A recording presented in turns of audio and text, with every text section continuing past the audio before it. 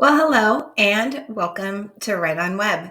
I'm really excited that you're here to learn a little bit about one of our most popular programs, Wow Writers Clubhouse.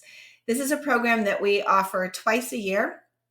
You can sign up for the fall semester and the spring semester, and we're here to talk about it today. Our motto is that we turn today's learners into tomorrow's leaders, one sentence at a time. And I like to compare this to when your children were younger. When they were learning to read, it was one word at a time. When they were learning to count, it was one number at a time. And now, as they turn into wonderful writers, they are going to do so one sentence at a time. I can tell you that as someone who is a credentialed teacher and also someone who coaches kids between third and eighth grade with their writing, I can do a great job on my own, but it's so much better with you on the team. I want you to think back to the last sport that your child played. Maybe it was soccer, and they go to practice and their coach teaches them a new skill. Most coaches will tell you now, before we meet again next week, you've got some things to practice. And it's really super if, sure, they could kick the ball by themselves against the garage, but what if a parent comes out or even an older sibling to kick that ball around? That's going to be more fun for the child and more skills will be quickly learned in doing so. I want you to think of this writing program much like that. Together, we're going to make a great team for your child's success. So as a parent, I know that you want your child to learn a great deal and be successful, and we can help, especially with you on our team. So let's go ahead and jump in. I love this quote by Jim Rohn. If you're not learning, you're not reaching your potential. And there's a lot to learn when it comes to English language arts. Did you know that it covers 4 major topics? If you're someone who says, I feel like language arts takes us all day, well, I'm not surprised. There's so many pieces. It makes it a pretty impactful subject to study. So let's go over what those 4 things are and make sure no matter what curriculum you're using in the next school year, that it is covering all of these things. Number 1, English language arts has 3 different kinds of reading required. There's going to be informational, textual reading. Think of reading from your science book. You're reading for information. It's informational text. Think of reading from a history book. Same idea. That kind of reading to learn, is a big part of English language arts. The second kind of reading is literature.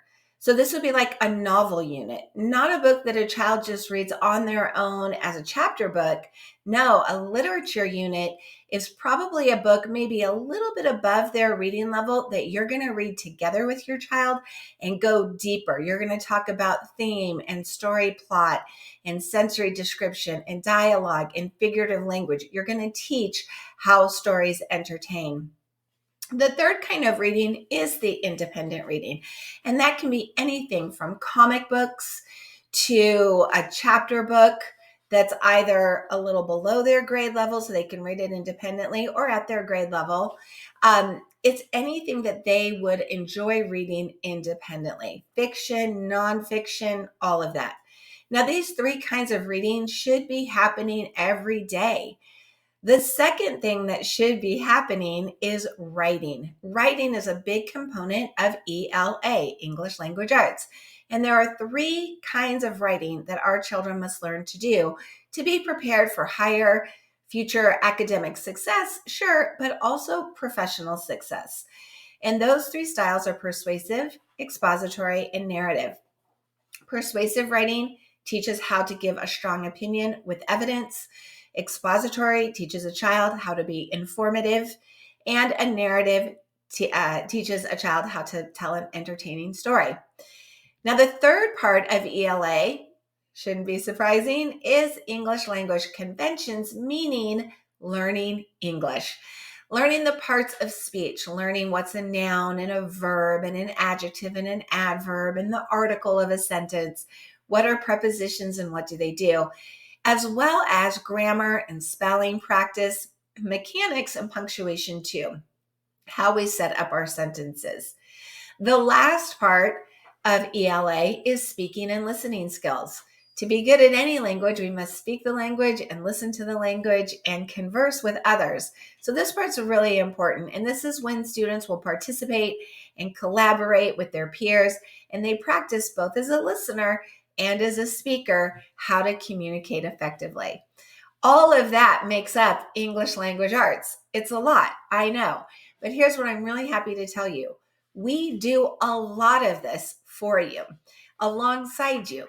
You'll find, if you look at the 4 parts right now, I only had to cross out one thing, and that's literature units.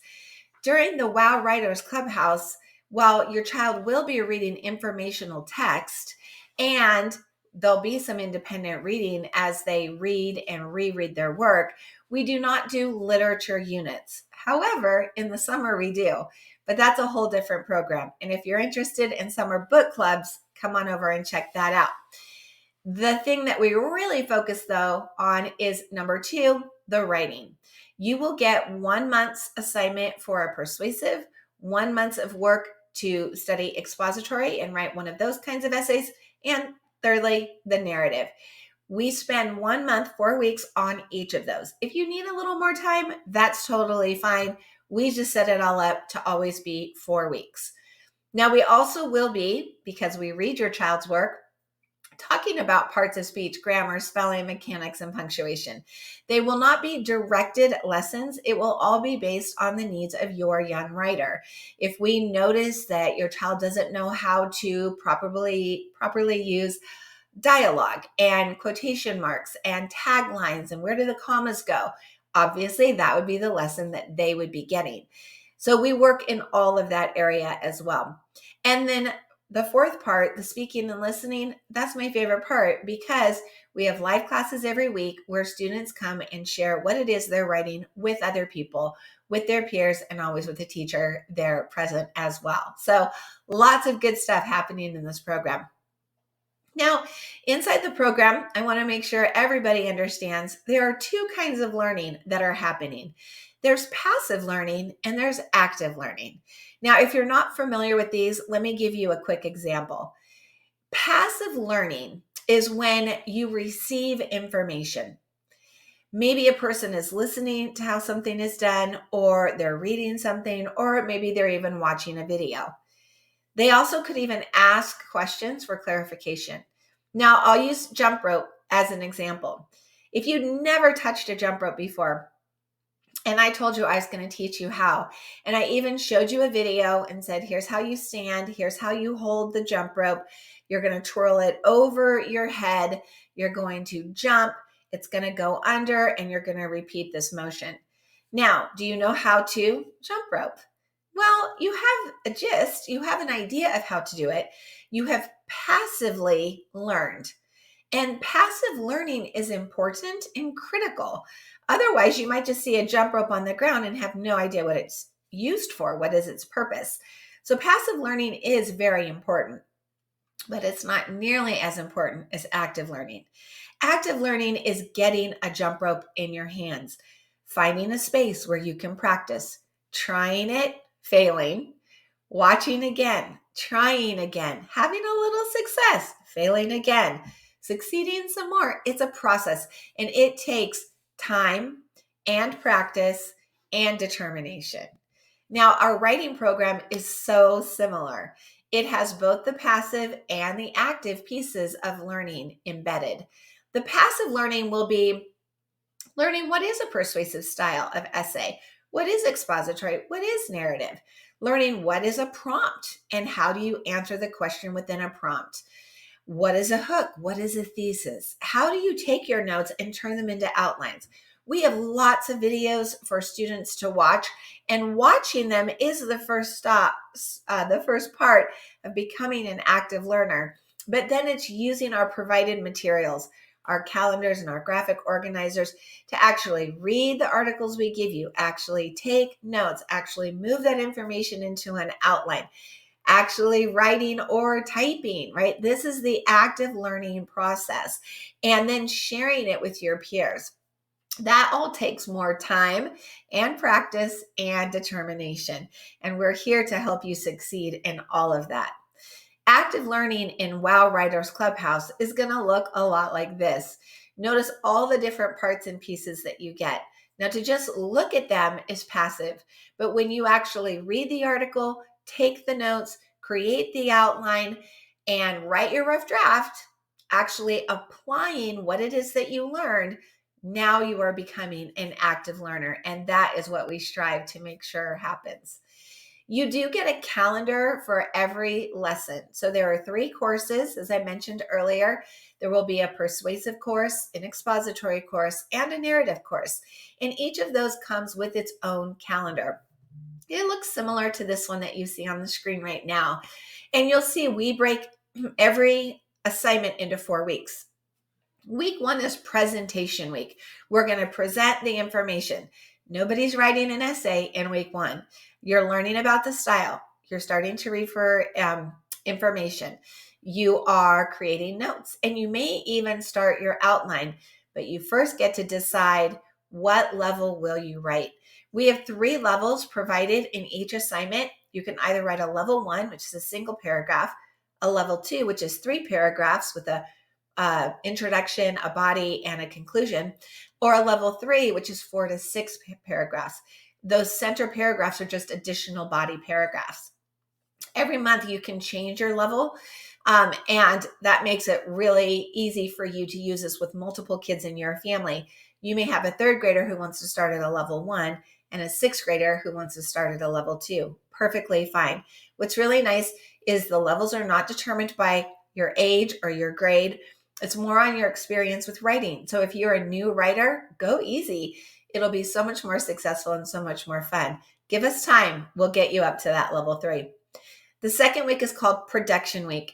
This is where students finish up their outlines and produce their rough draft, which is really important.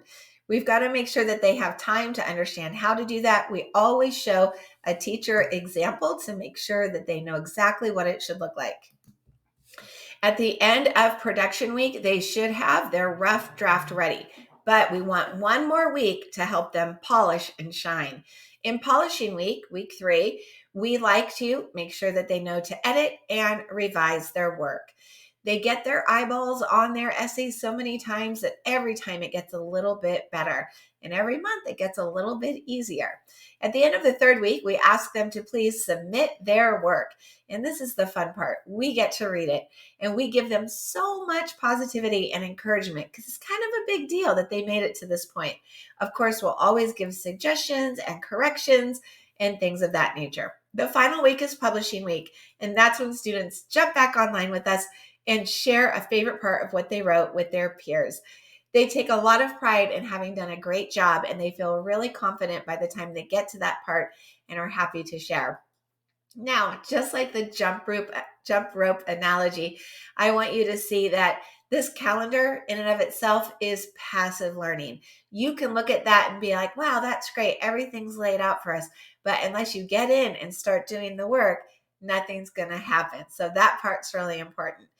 And I will tell you, as much as I think that our program is fantastic, I don't want you just to take our words for it. I want you to hear what some other parents have had to say too. Kristen this year said, my boys both improved tremendously. And most importantly to me, they have become more interested in writing. Thank you for a lovely year. Isn't that awesome? Danielle said, thanks for being there for all of us. You make us so happy. If I had a teacher like you when I was a kid, I would never forget him or her. I'm just happy I met you now. Thanks for all you do. You're a superhero in my eyes. And I will tell you that Danielle's point there was that she really felt the team feel about it. As a homeschool parent, she was trying to do her very best, but was getting really discouraged when it came to writing because she and her kiddos would butt heads. So we jumped in and helped her with that. And together we brought out really excellent writing for her kiddo. And she obviously was very grateful.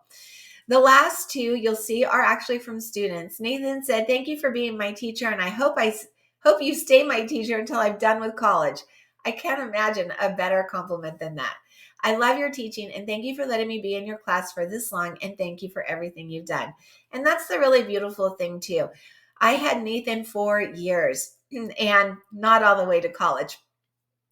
I only go to 8th grade. However, I will tell you, because they found a good fit in our program, that they were able to stay for years. And that's really nice too, to know that your search for a good writing curriculum could be all the way done. You have found your home. I hope that's your case.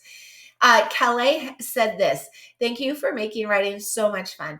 You have helped me loads, and I can't thank you enough. You are the best teacher ever." So sweet. Now, the other part that makes Wow Writers Clubhouse really unique is the connections that we make with the students. We have a team, our Wow team, and there are 4 of us all together that will be hosting the weekly live classes, reading your child's work, answering your questions, and just showing up for you with positivity and belief that you can do this. We also offer those clubhouse meetings. While all of the most important and pertinent information is pre-recorded at 3 different levels, so you can watch for a level 1, a level 2, or a level 3, there are still live classes held every week. They are held either on Google Meetings or Zoom. We have morning sessions, afternoon sessions. They usually range 30 to 60 minutes, depending on how many students show up. Peers will share their work with others. We will answer all the questions. And sometimes we even throw in a little mini lesson, kind of depending on what the kids are working on at that time.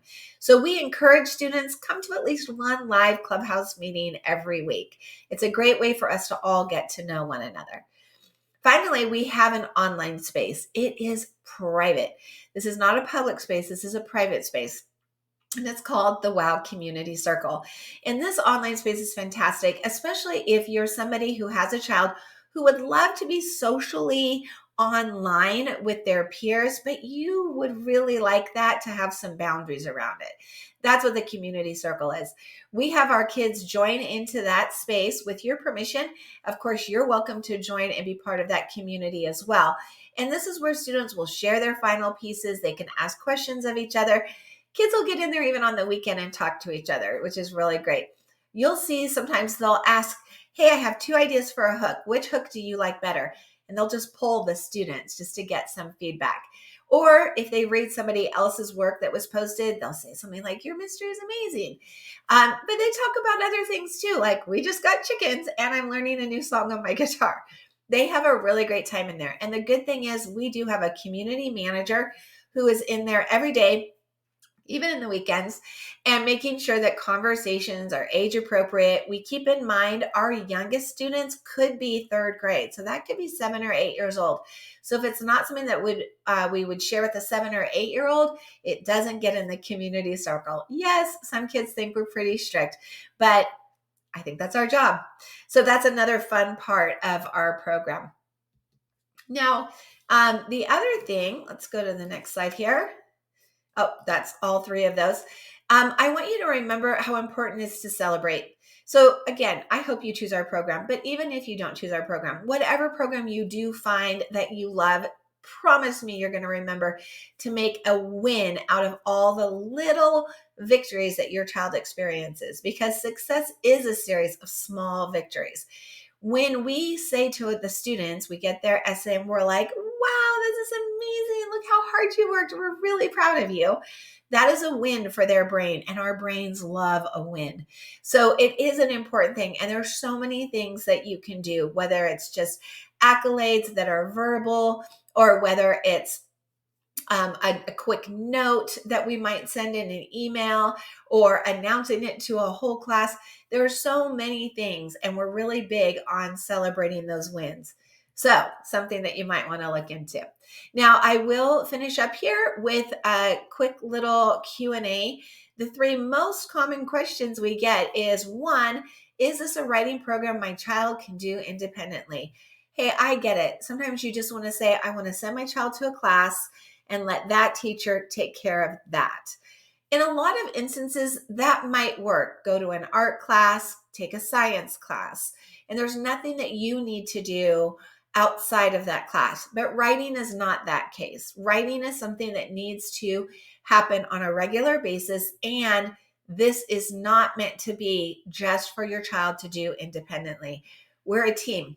Especially the first month, I would want you to work alongside your child, setting them up for success. I will tell you this, by the second month, your child's going to say, Mom, I've got this. I get it now. That's fabulous. Eventually, you'll get to take a few backstrokes and work your way out of there as soon as your child truly understands how to be successful. But every once in a while, you might need to pop back in. The second question that we get is, how much time does this take? That's a great question. Now, I will tell you, from the most basic academic practices, I would always focus on reading, writing, and arithmetic, right? Those are those three core subjects that will set our children up for future success. So when I was homeschooling two of our three boys, I made sure to give reading an hour a day, writing an hour a day, and math an hour a day. Now, sometimes we didn't need all that time. Sometimes we went over, but that was always what was in my mind. Those were critical pieces. So whether we were reading for history, that's informational text reading, or whether we were working on an essay, right? That would be part of the writing, doing math as well. So I would highly recommend for the writing portion to be planning on spending 20 to 40 minutes a day, or 1 to 3 hours a week. The thing is, it really depends on the level that your child's picking. If you're doing a level 1, that can't be more than 10 sentences. It's a single paragraph. It can only be 6 to 10 sentences, and you've got 4 weeks to write 6 to 10 sentences. It's probably not going to take nearly as long as a student who's writing 6 paragraphs over that same amount of time. So it does depend. The third question is always, and how much does this cost? It sounds amazing. Well, our semester course is a 3-essay course, and it's $396 for the semester. If you prefer 3 payments of $132, that works too. Okay, what else? Oh, I would love to send you this information here. This is our syllabus that's coming up for the 2024-25 school year. Please reach out and let me know if this is something that you would like a copy of. This kind of breaks down what core writing standards we cover, some of the important dates. Specifically, you'll be interested in, well, what are you going to write about? I can already tell you, our persuasive is called the Big Chores Debate. Should you or should you not be paid for doing chores in the home and for the family? The expository essay we're going to be writing is called History Detective. And that one we really love because we're hoping to help you tie together something you're learning in science or history and go deeper into making that into an essay. And our third assignment will be narrative writing, and that is called Wrong Turn Adventure, where you and your family are out on a trip, but there is no internet. You have no Google Maps. What are you going to do? Write a story about the adventure that you have. The other fun thing that I always like to remind people that we love is poetry. So at the end of each semester, you'll see a bonus lesson come up, which is usually a shorter 2 to 3 week assignment teaching you one form of poetry. And those are always well received. Students love them. And they come at a time where you kind of want something a little bit lighter. You've already written 3 essays. They're wonderful. People do love them. As I mentioned, you get everything that you need, from the graphic organizers to the pre-recorded instruction to the live online support to the full essay review, everything. So I hope you're getting excited. If you are, we have a wait list that has started, and we invite you to jump on. Wouldn't that be nice to just be like, we did it. We picked out our curriculum for the next school year. We hope you do. If you need that form, it can be found several places on our website, in the comment box below, and even via email if you want to email us for it if you can't find it. The other thing I always like to mention, because a lot of people ask, but what about the summertime? You said this is something you do in the fall and you do in the spring, but what do you do during the summer? We have a lot of fun in the summer too. But in the summer, we do a few other things. We have a virtual online summer book club, super fun. We have 2 books this year. And if that's something you'd like to do, especially if you'd like to see how a really excellent literature unit is taught, You'll definitely want to check that out, as well as we have a structured essay writing course called Wow Essay Essentials. That's a self-study, self-paced that you would just do on your own. This is great if you feel like your child isn't quite right where you would like your child to be before starting the next school year. That's the course for you. And then we also are introducing in the summer of 2024 something brand new, and that is our digital journals. And we will be offering a virtual journal writing workshop and an in-person one as well. So again, be sure to check for more details if any of that interests you. Yes, absolutely. I am available for questions. You can reach me directly at melissa@writeonweb.com. And I look forward to having an opportunity to work with you, be on your team, and bring out the wow writer in your kiddo. Right on.